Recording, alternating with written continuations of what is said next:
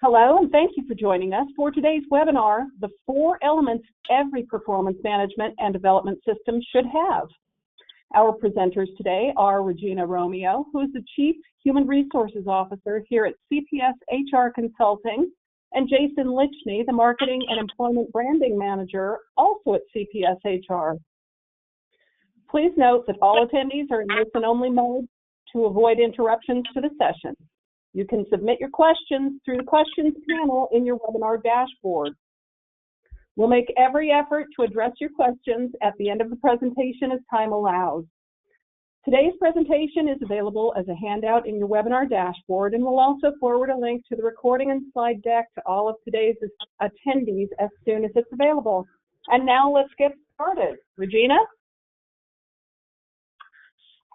Good morning. Thank you, Julie. My name is Regina Romeo. I am the Chief Human Resources Officer for CPS HR Consulting. So with me today is Jason Lichney. So Jason, why don't you go ahead and introduce yourself, and then I'll do my introduction. Sure. So I am a marketing professional with about 15 years of experience. I have previously owned and managed and grew multiple organizations and been recognized on the Inc. 500 fastest growing companies list. I previously served as director of marketing for nonprofit organizations and am currently the branding employment manager at CPS HR, and where I focus my work on helping public agencies brand the organization to attract, retain, and engage talent.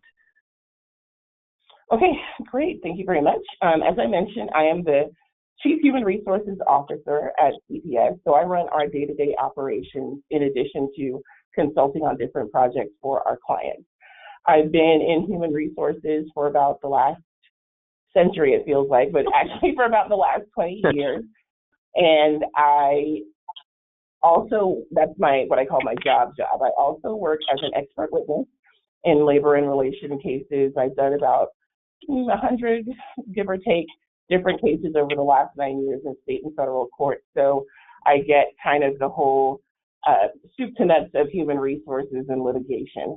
And so what my focus is today, what our focus is going to be today, is to talk about performance management and some of the ways that we can do a little bit better, sharpen some of our skills, and hopefully give you some new tools and best practices to use after you engage with us today.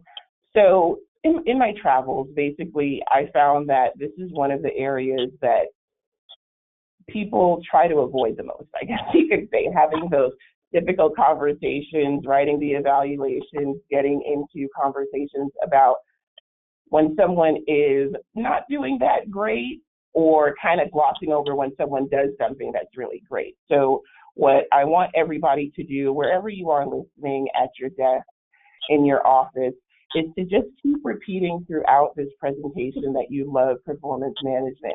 Because really, it's actually the part of my job that I think I enjoy the most, is dealing with the people, helping folks resolve their issues, giving them resolution and resources to get through their workday. So what we're going to do, as Julie mentioned, we're going to have a question and answer period at the end of the presentation. But as part of your registration, there was also the opportunity to submit questions in advance. So a few of those questions I'm going to layer into the presentation, and I'll read them back so you can hear your questions, possibly if you submitted it early. But what we're going to do is to start with a poll question. So you can send your answer through your dashboard on the webinar. And the question is, how would you rate your organization's current performance management system? So the poll is open, so take a few minutes to look at what the possible answers are. So you can answer 5, which means I wouldn't change a thing, so you're at optimal usage right now. 4, it needs minor changes, but it's okay. 3 means it needs a lot of work, but it works. And then 2 is it needs a major overhaul, and 1 is just simply yikes. So go ahead and take a moment to answer, and then we'll look at the results. And then in the meantime, Jason, you said that you've been with us for 6 months. Have we been together 6 months already? Not quite that long. not quite that long. So why don't you tell everybody about your experience previously with performance management systems? Like before you came to CPS, what was your feeling about performance management and some of the systems you've been a part of? You know, it's funny because we use the word performance management, and performance is like a really positive word, right? You think like, oh, this is great, but then, and management's a really positive word, and then, but somehow you put them together and put a bow on it with a review, or where you get called into HR in your boss's office or HR director's office, and all of a sudden it doesn't feel so positive anymore, right? And and so it's funny to me because we think about the ultimate goal is just to help motivate and align employees with their goals and the organization's mission, and then it ends up feeling like you went to the principal's office. Right. So in my past experiences, it was a lot of that, right, where you felt like you're coming into an office and you don't get a lot of the positives, and even if you do, they're kind of, it's the opportunity for a manager to really lay into you and tell you what you didn't do so great, or what you could have improved on. And even though a lot of times there is positive feedback within there, you kind of just hold on to the negative. Right. The funny story that I had is actually when I was about 30 days on the job, and Regina sends me a Teams message, like a instant message, right? And says, "Hey, pop in my office real quick." And I'm sitting there thinking, oh my goodness, like, what did I do? Why am I going in? I'm sweating, right? So I'm like, oh, I better run over there. Make the quick jaunt to her office, sit down, close the door. I'm like, I don't know what I'm in for. And you look at me and you say, I just wanted to see how your first 30 days were going. Like, how do you like it here? How do you feel about everything? And I was like, wow, that was a really interesting and neat experience, and I didn't see that coming. But it's that case of like actually addressing the good and creating that culture and creating an atmosphere of performance management versus just kind of yelling at an employee. So right. I appreciate that conversation. I won't be so scared the next time. Well, that's kind of my objective with doing that, is to keep, people say, well, I have an open door policy. You can talk to me about anything. And they don't really understand what that means. And so as a human resources professional, you could see me coming, half a hallway away, and people already start sweating. And it's just like, it's not just that stuff that I deal with. And so what I want to craft around the conversation of performance management is that it is positive and negative, but we don't want to just engage with our employees strictly when it's something bad, or strictly on, the cloudy days and things like that. It's to really just say, how are things going and how are we doing? So I think we are. Yeah, let's take a look at results of our poll.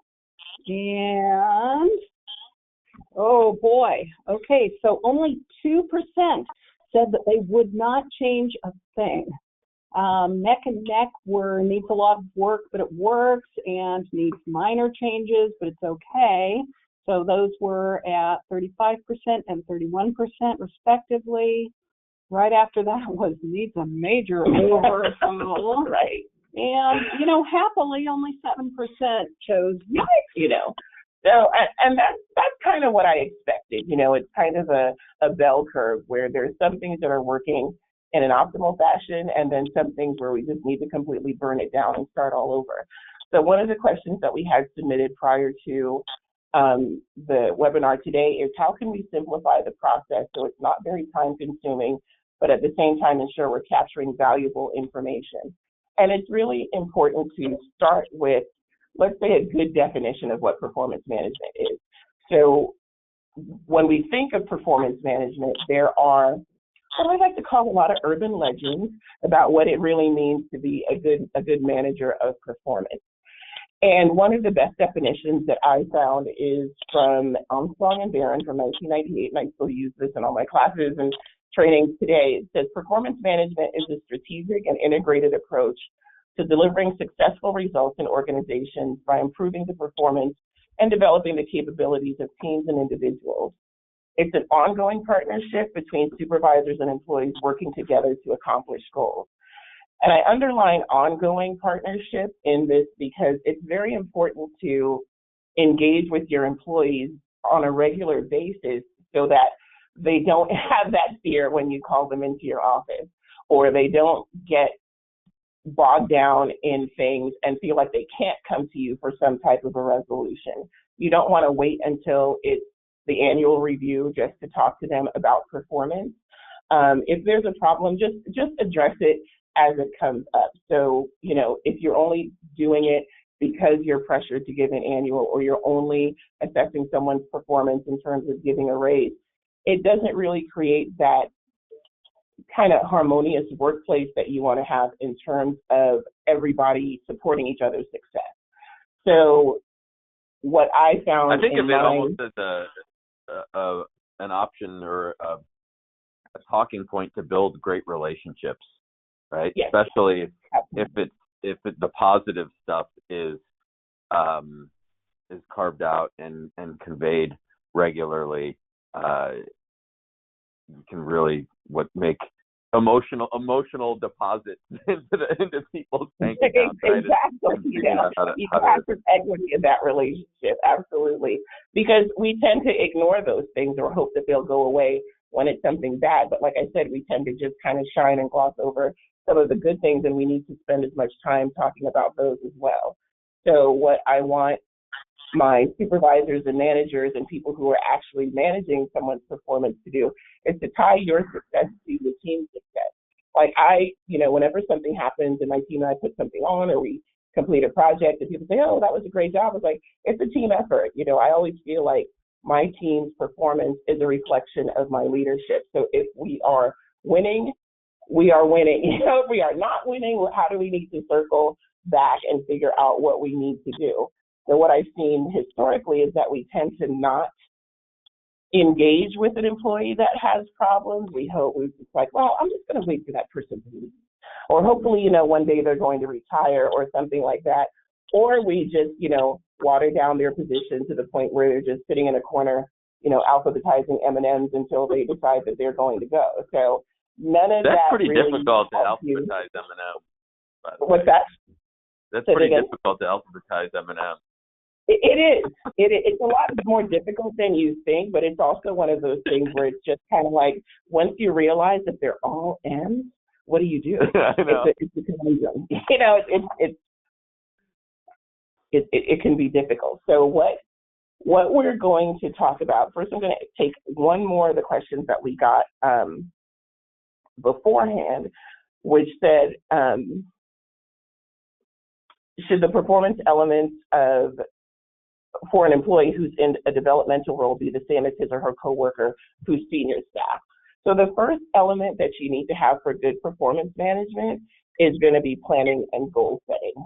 This is the foundation of everything that you're going to do for the rest of that evaluation period. So whether you do evaluations every 3 months, every 6 months, every 12 months, you need to have a plan. So it's like going to a college course on the first day, and you don't want your students to be completely confused. It's like, I don't even know what is happening. And the first thing the professor gives you on the first day is a syllabus. So here's when you're going to be tested. This is the reading for the semester. This is when the midterm is. This is what I'm expecting for the finals, and here's how I grade. And all of that is laid out for you. But we don't really always do that with our employees. What we tend to do is to say, okay, well, you've been here, you know what you're doing, so we just kind of let it run. And each work plan, each employee, I should say, needs their own work plan because each job is unique. So I think, Jason, you and I had talked a little bit about what some of your plans were when you first came on. So now that you have been here for a few months, how did that planning help you kind of perform your duties better? Yeah, I think for me in particular, it took a little time because walking into a position, I wasn't exactly sure how that was going to grow and develop and what my roles and responsibilities necessarily were going to be. They kind of evolve and evolve around, my skill sets and passions and things like that. So, I think taking the time initially to really evaluate where is my highest and best use, and then to have conversations with my manager collaboratively, speaking about, where I can be of best use to the organization and what would be realistic goals. And it was a real collaborative process. I put something together and I, threw a dart to Geraldine, my boss, and then she responded, "These are good. I would change these. How about if you think about focusing on this? Like, let's talk about this one." And it took a little while to kind of hone in those goals and objectives, and then to kind of put it in place. But the one question I know probably people have is, do you have a recommendation as to what type of system you should use to account for these goals? Does it matter? Kind of the actual implementation portion, what do you recommend? We'll probably get a little bit deeper into implementation, but that's a good question because I think people sometimes get hung up on the system part of it, like, oh, well, we have to have this, $300,000, software, or we have to have, the latest and greatest HRIS, and you really don't. Really good performance management doesn't happen in a system. And whether you're still using, a paper and pencil and you're still using a checkbox or something like that, the elements of what we talk about today are what's important. So you can plug those into whatever electronic system you already have, but absolutely nothing takes place of that face time with your employee and sitting down and collaborating and coming up with, new ideas and ways to be successful throughout that evaluation period. So when you're setting goals, we've all heard of SMART goals, specific, measurable, I always forget, achievable, realistic, and time sensitive. So you're going to put your SMART goals into your plans. You're going to put your developmental goals into your plans. In the next year, I want to, get a certificate in this or that. You're going to put your stretch goals in there or your short-term goals as well. So it's really about crafting something, like I said, like a syllabus at the beginning versus waiting until the end, a week before to say, oh, by the way, here are all your failures and here's a summary of everything, that you didn't do throughout the year, and you find out that it's stuff that was never even talked about. So that collaboration and that planning and that goal setting is so key because you want to know what your employees, hopes and dreams and plans and schemes are for the next year so that you can be there to support that. So a place to start would be with your organization's mission and vision and values, and then also break that down to how your business unit supports that, and then how does your manager support that, and then how can I as an individual employee support that. So the planning portion, like you said, it does take time. And what's interesting about your position is that this is a new position altogether. So it's not like when on your first day I could say, here's what the guy before you was doing, because we didn't have a guy before you, so it's good to come in and lay out some of those things, but then again, continue to revisit it throughout the evaluation period or throughout the time that you set for yourself to see where you are, so to continue tracking with those goals. The second element that you need is ongoing feedback. And like I said, I underlined ongoing in our definition before because it's just such a big part of everything.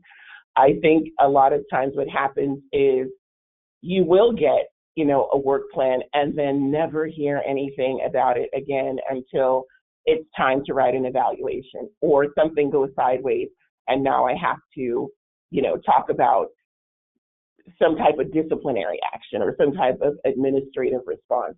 And that's not really functional. What the ongoing feedback is gives you a chance to kind of preemptively deal with something and identify where your employees or your team may be struggling with something, and it's like, well, I know we were supposed to have this done, but this, we ran into this hurdle, we ran into that hurdle. And again, you can be a resource for that person. One of the questions that we got prior to the webinar was, what is a legal and tactful way of addressing habitual absenteeism if technically not exceeded eligible yearly sick leave? And we also got asked, how do we best address a performance problem that's related to attitude? The competency is there, but the attitude is poor. And that's always one of my favorite things. So I'm going to answer both of those questions. When we talk about feedback, we often use the terms coaching and counseling. And coaching in general they're kind of interchangeable. But coaching in general is assistance, guidance, training, and instruction to improve your work performance. So how is that person doing? Do they need a different type of software? Do they need a different type of hardware? Do they need some additional resources in order to perform their job well? So this is strictly just about performance. Counseling is when you offer assistance, guidance, training, and instruction to improve their behavior at work. So what happens, and what I've picked up again in my travels, is people think, well, you know what, Jason's really great technically, but you don't want to talk to him. He's got no interpersonal skills. He's very salty. He doesn't, respond well. And will keep you around for forever because of your technical skills.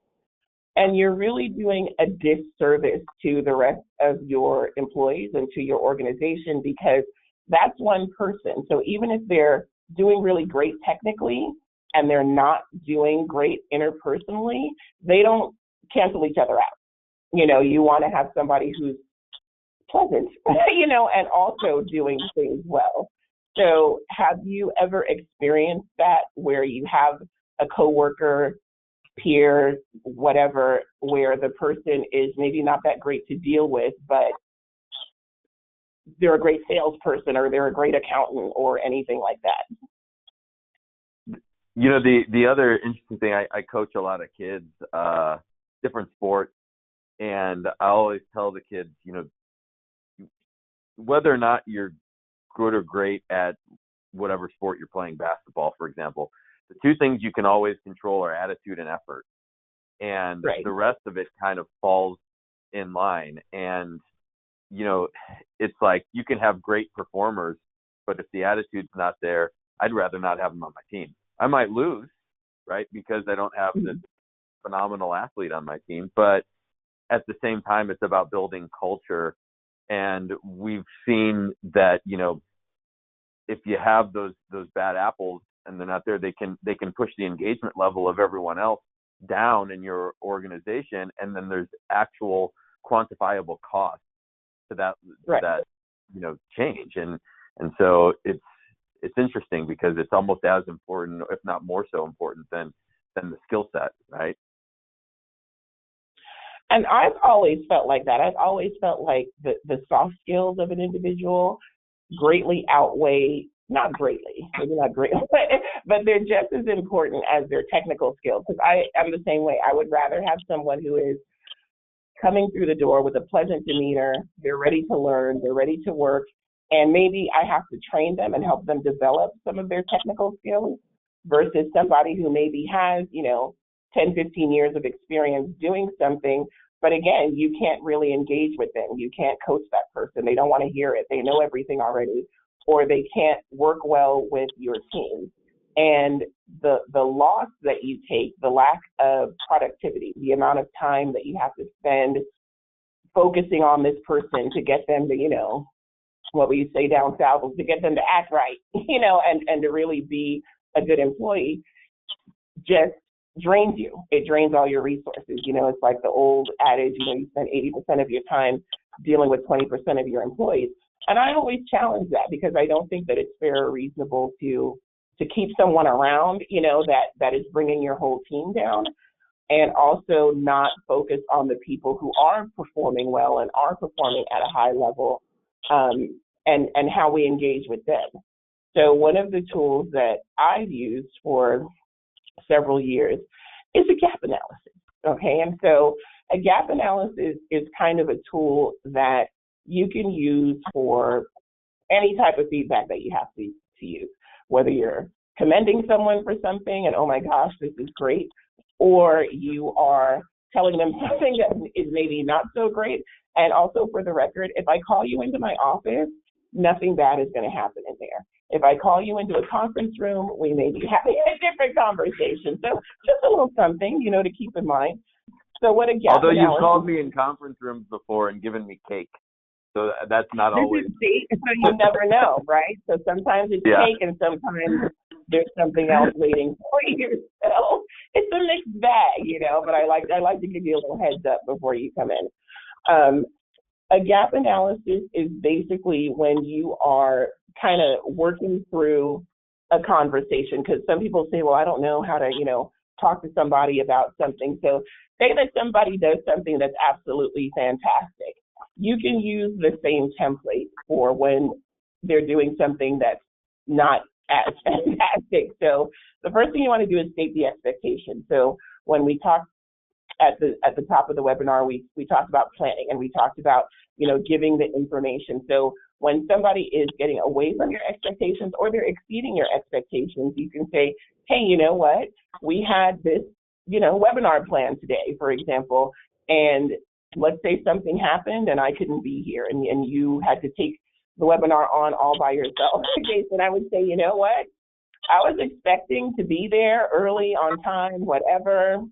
I broke a nail, my cat got sick, who knows, things happen. And state what was observed, immediately you stepped in and said, hey, you know what, we're going to pull this webinar off without a hitch regardless, and really stepped up. And then you identify the difference. I was expecting to be there. I didn't know who to even call to kind of, come in and take my place. And it was really great that you were there. And then you described the consequences or the impact. And the impact is that we didn't have to disappoint any of our participants. We were able to stay on track, on time, and on schedule, and I really appreciate your efforts. So when you're giving feedback, you want it to be as specific as possible and also timely. If you wait, 3 weeks and then I pass you in the kitchen area or in the break area, it's like, hey, Jason, thanks. It's just like, what? What did I do? What is she even talking about? So that positive feedback goes a long way. I think it's also important to just kind of stick to the one issue, right? And not to let it meander to other issues, and to let either that praise or, the gap on the negative side, if you didn't do what you're supposed to do, stand alone, right? And not and not try to sandwich it with the, we used to always do the, let's you're so pretty, compliment so nice them, and then right. Yeah, we'll do like the compliment sandwich, right? It's like compliment, then negative thing, then another compliment. And then what ends up, you get triggered with the compliment where you think, oh boy, here it comes. When really it's just about the compliment, right? And so, I'm not showing the compliment sandwich because I just feel that the positive stuff gets right. And people definitely expect that. It's like, okay, why are they soft shoeing me with this compliment right now about, you're doing a great job, but, and it's like, no, let's just keep it about whatever the issue is. Because the other question was about how to counsel someone for, chronic absenteeism. And the thing with chronic absenteeism is if you have a standard, usually you earn, let's say, 8 hours a month, so it's 96 hours a year, close to 100 hours a year. You can be late a half an hour every day and still not exceed that standard. Let's say you're working a 4-10 schedule, and you're supposed to be there. So the way you would use a gap analysis is to do the same thing. Jason, I was expecting you to be here at 8, and then state what was observed, what was actually observed, not the grapevine, not what, some third party told you. Last Monday, you came in at 8:32. The next day, it was 8:47. The next day, it was, 8:45, and go on with your specific things that you've observed and documented, and then you identify the difference. You're not here at 8 o'clock like I was expecting, so now we have a problem, and then the impact is I have to find somebody to cover your desk, or we can't get started when we need to, or you're holding up production. So the rest of the next few steps for the gap analysis is to wait for the explanation. And what I found is that you want to be as objective as possible at this point, because you don't know what is going on with that person. They may have gotten into a situation. I've had situations where employees have told me, you know what, I got kicked out of my house. I'm going through a divorce. My car got towed, or something like that. I'm trying to get it back. So you never know what's going on with that person. And then from that point is where you do the next few steps of the gap analysis, where you want to agree on a remedy or a solution, and let the employee come up with that. To just say, you know what, I just moved, my commute is a little bit longer than I thought. The remedy or solution is I need to leave my house earlier, or my car broke down and I've been taking the bus, so I'm going to take an earlier bus, or whatever the situation is. If they're going through something personal that they don't want to share with you, you can always offer to say, well, for the next couple of weeks, we can change your hours, or do you need to take time off just in general to deal with whatever your personal issues might be that they may not be comfortable disclosing, and then set goals and a schedule for the next meeting. So as you understand it, I need you to be here at 8, or if we change your hours to whatever, and then circle back with that person in the next, couple weeks, give them an opportunity to let some of the dust settle for whatever the situation that they're dealing with is, and then check for understanding. So, so you understand you're going to start work at 8:30 now for the next 3 weeks while you deal with XYZ. And it just gives both you and the employee a guide. So it doesn't become a kitchen sink kind of conversation, and it doesn't become a conversation about the good, the bad, and the ugly. It's just about this very specific situation that I want to address one-on-one to move forward with, being able to work together. And most importantly, follow up. Do you document that conversation? Absolutely. So you document everything. Okay, you document everything. And it's not that you need to do a formal, here's a memo that, you and your attorney need to review before, we put it in, but you document it because you don't know what's going to happen on the back end of that conversation. So the situation might get better, and you have the documentation to just say, oh, okay, this is what we talked about last time, and it cleared it up. Or now I've changed your hours to 8:30 until the end of shift, and now you're coming in at 9. So now I need to come back and gap analysis. Well, you want more time to talk about, the fact that your attendance or your it hasn't improved. That what we talked about before hasn't improved. So as an expert witness, that's key, because for a third party, it always comes down to a he said, she said. So by the time something gets to a hearing officer, it gets to, litigation or whatever, the only thing that I can rely on, as whether I'm looking at something as an HR chief or as an expert witness, is what's written down, because the documents speak for themselves. If you're coming in with a narrative and saying, well, this, and this happened, and then I talk to the employee and they're like, that's not what happened, I can only go by the documentation. So it's important to document quickly, timely, which is a whole other webinar in and of itself, but to write down everything that was said, and then share that with the employee when you're checking for understanding. So when you're reviewing at the end of the conversation, well, here's what we discussed today. So when I take on a case, because that's kind of what's going to feed your evaluation, which we'll talk about in a minute. And when I take on a case as an expert, I ask 3 questions. My first question is always, how much discovery is there? Because I found myself on the hook for literally having to read 10,000 pages, and I'm not exaggerating, of discovery in a couple of cases. Well, let's say I was a young expert witness and I didn't know I didn't know any better, and I didn't ask. And then the second question is, how long has that person worked there? And then my last question is, what is that person's documented performance? So performance evaluations, notes, things in your supervisor file, commendations, certificates, whatever, what have you, where does that all live? because without that, everything becomes, again, a he said, she said. So yes, documentation. We just received a question in about that, okay. And that is, will an email suffice for documentation? That's fine. An email is fine. An email, as long as it's a summary that you're creating as part of your archive, that's fine. To just follow up and say, this is what we discussed today, you put some bullet points in there. What you don't want to do is to counsel by email, So the front end of it needs to be in person, but you can most definitely follow up with an email. And that's what that 10,000 pages was of the case that I took on. I had to read all of the emails. It was a mess.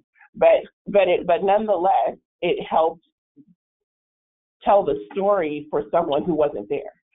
So for someone who is coming in, like I said, as a third party, and whether it's litigation or the Department of Labor, or you're sending a DFEH response or any of the other, fabulous governing agencies that we have in the state of California and throughout the country, you want to be able to tell your side of the story as clean as possible. And you can only do that through good documentation. The third element is monitoring for rewards and for development. And I continue to use the word development because it's very important to understand that you're not just monitoring that person's performance. When were you here? How much work did you do? But you're helping them grow in their career, to grow within your organization. We talk a lot about, the war for talent and trying to recruit and this, that, and the other. But the retention is really what the kicker is. You can recruit. I love doing the recruitment, the interviews, bringing folks in, but it's the retention and the oversight that is really critical when it comes to performance management and development. So don't think of performance management as just discipline, okay? So Jason, you had mentioned only speaking to, an HR person, or your supervisor when it's just something bad. But what would you say is the percentage of time when you have to talk to your manager, not necessarily currently, but historically, that they're really talking to you one-on-one about something that was not a problem? Historically, not very often. Okay. Because it feels like, when you're dealing with it, and it may not be a performance issue necessarily, but it's like an overarching issue that we're trying to deal with as an organization and work through, or it could be, talking about timelines or performance, but I don't think it was very often. What at my current role I do is I have check-in meetings with my immediate supervisor. She doesn't live locally, so it's a little bit hard sometimes. You don't have that one-on-one connection all of the time, and so we do check-in meetings every Monday. And a lot of times we don't talk about very much. We just kind of chit chat, but it creates an atmosphere that when problems do arise or there are conversations that have to be had, that conduit's already there and it doesn't ever get out of control. And it also gives the ability for positive feedback from both of us and make sure that we're on the same page. So I would look at any performance issue that I would walk into, or any review with my supervisor, without a lot of nervousness, right? Because we had already talked about everything. Right? I thought we were friends, right? So yeah. So it's not that big of a deal. The other thing I do is that the goals and whatnot that we set up, as you know, we're switching systems for our goals and whatnot. And in between there, we still wanted to set our goals. So we did it via, I think I used Excel or Word, or I don't even know. And then I just print them out and I have them on my desk and I look at them every day. Because it tries to orient me. And I came from, like a bit of a sales background, and you'd have a deal sheet or a whiteboard on the wall, and you'd walk past and see it all the time. Like, where am I at? What do I need to do? And I feel that just having that visibility of those goals and looking at them daily keeps me aligned with what I need to be doing. And so it you know, again, I'm reminding myself of what I haven't done or what I have done, right? It's like, where am I exactly? Yeah, Right. where am I? And I go, I need to hustle with a few of these things. I'm at least, it's not a surprise, right? And so those are just kind of things that I've experienced, but the majority of the time it's kind of very negative. And that's what happens, and that's what's unfortunate, because you mentioned, like, you know, just having kind of a little touch base with your manager weekly, and people always ask, you know, well, how often should I meet with my employees, or how much documentation do I have to have for this? And it's really different for each person.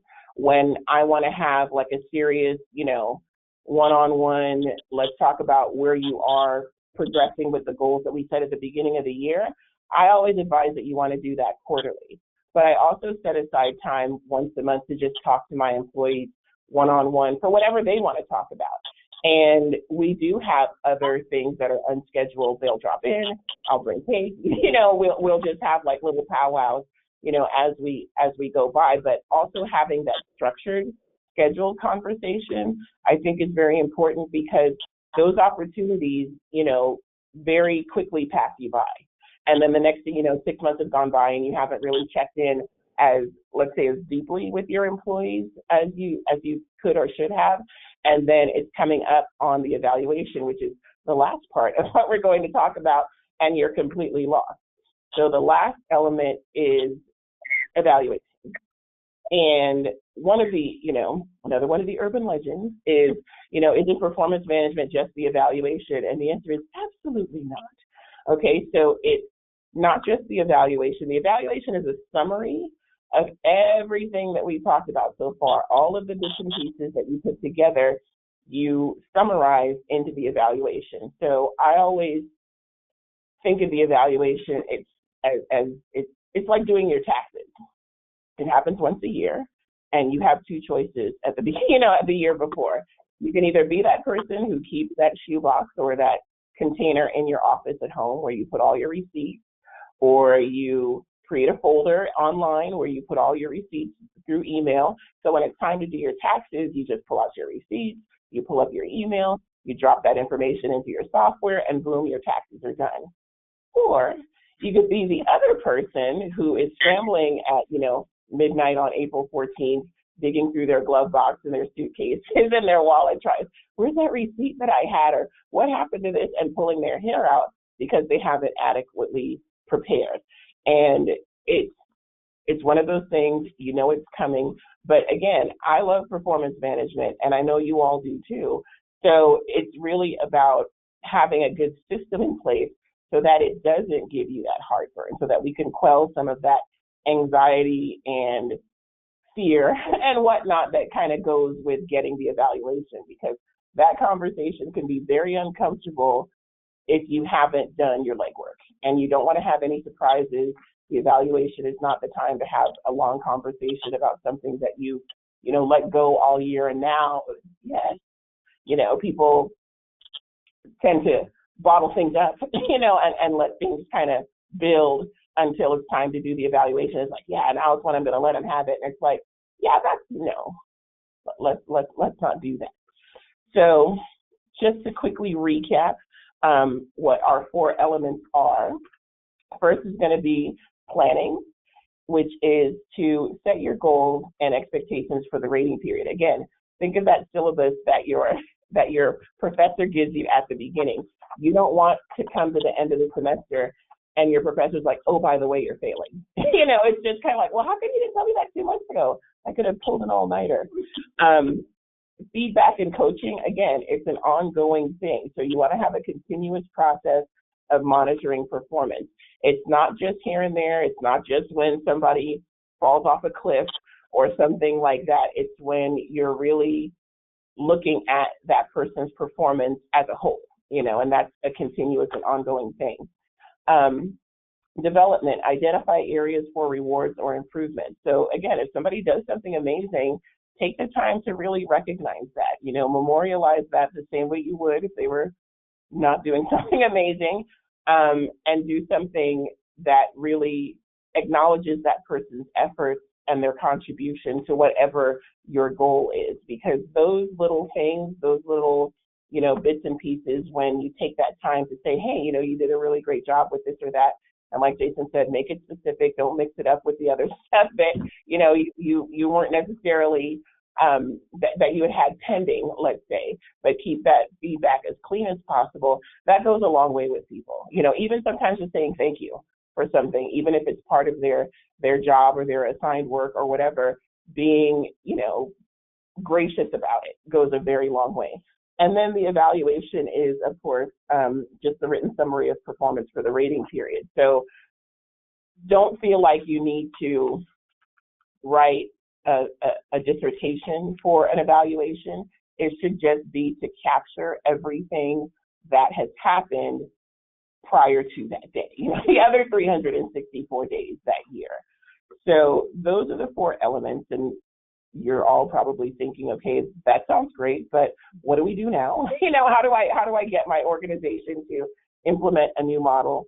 As I mentioned, a part of what I do is also consulting with our clients, and we've worked with a few different clients where we've implemented these types of things working within their system. So a lot of you, when you first responded, said that, yes, our performance management's okay. We can use a little, tweaking or a little revisiting. And how can we do that? So the clients that I've worked with over the last few years have been very receptive. It's worked really well because they're at that point where they want to change some things. They want to have that better performance and those better workplace relationships. So we could spend all day talking about it. I actually do a full day of performance management. So I'm going to provide you with my contact information, and these are direct contacts.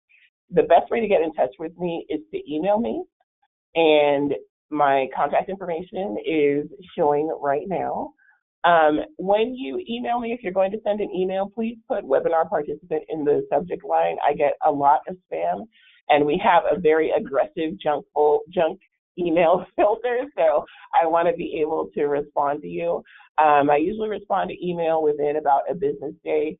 If you need a consult, if you need me to come on site with your organization or whatever, like I said, we provide services nationwide, and we're happy to engage with you wherever you are on the scale of 1 to 5 with helping you get a performance management system together. So, Jason, is there anything else you wanted to add before we turn it over to questions? No, I think just the most important thing for performance management is making sure that it is a positive experience, because it really can be, to me, it can just seeing it done well and done poorly. It really can be like something that can increase engagement and make your employees connect to the organization and feel like they're valued, right? And it's an opportunity that we all have as supervisors and managers to empower our employees, and we should look at it as a blessing, right? Not oh my gosh, I have to do this. Right. It's not drudgery. It's like you taxes and you get a refund all the time. Well then, hey, it was a pain to do the taxes, but it's pretty cool to get a refund. Right. And the only way to get that refund is to actually do your taxes. So yes. Right. Yeah. But I think that's really important, and just to have that system and that systematic feedback, follow up, and gap analysis, both positive and negative. Yeah, and that's just the real world. You're going to have some great things. You're going to have some not so great things happen, and it's just really a matter of just doing it, because we love performance management, right? So it's just getting in there. And I think that the more that you do it and kind of just face things head on, absolutely reach out to your HR professional if you have some, difficult conversations or difficult situations that you're dealing with for some guidance. But, but definitely don't let it linger. Just make it your employee and the rest of your team will appreciate your authenticity, because I'd rather have somebody just tell me the truth about what's going on. It's just like, if this is a problem, I don't want to hear about it. 6 months after the fact, I want to know, hey, this is a problem that we need to address. Let's, get into it and get over it and move on to the next thing. So I think now we're going to spend the last 10 minutes taking questions. Well, we have some questions prior to that we're going to answer. So Julie, what questions do you have? Great. So here's one, and this, I think, addresses closely to what you were just talking about. Okay.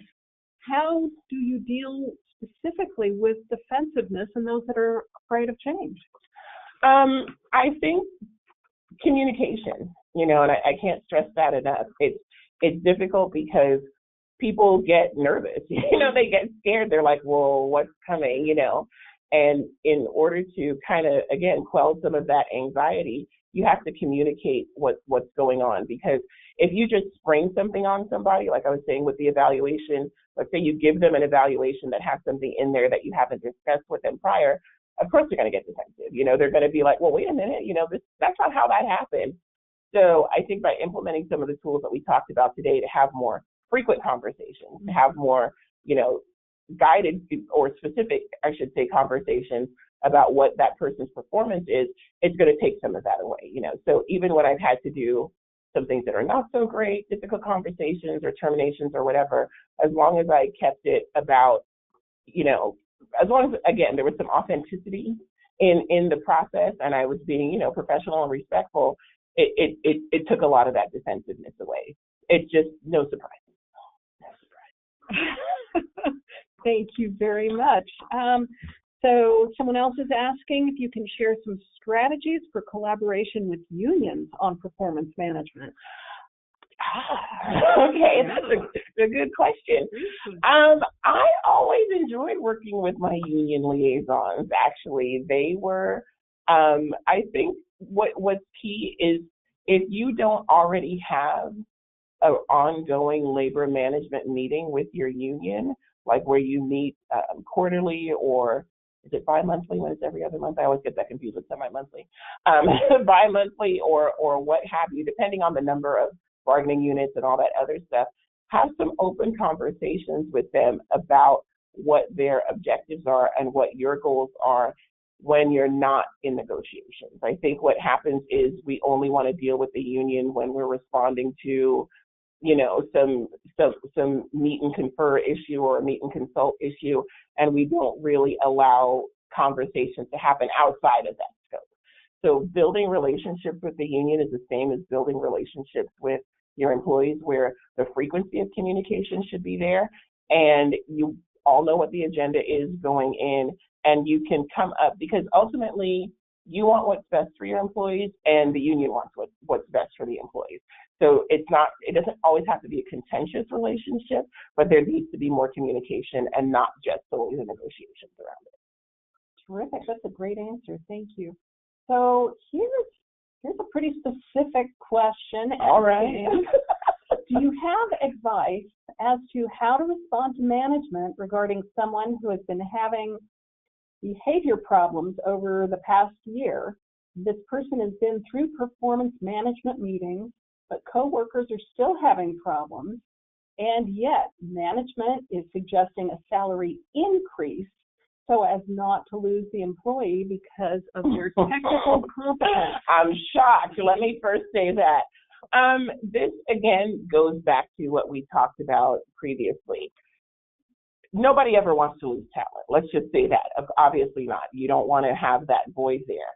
But if you're going to, when they say performance management meetings, I'm just going to assume that there's probably a performance improvement plan, those types of things that we put out there. But the purpose of the performance improvement plan and the performance management plan is to have that person improve.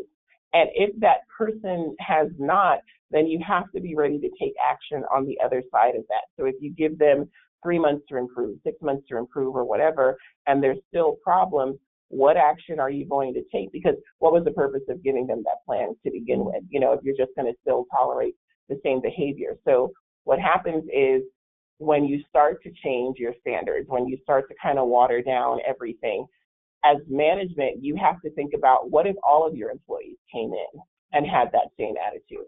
Or what if all of your employees started to be technically proficient but could not work together? Because it really only takes 1 or 2 people to make the workplace unbearable. And what is your retention like around that person? Because people will just leave.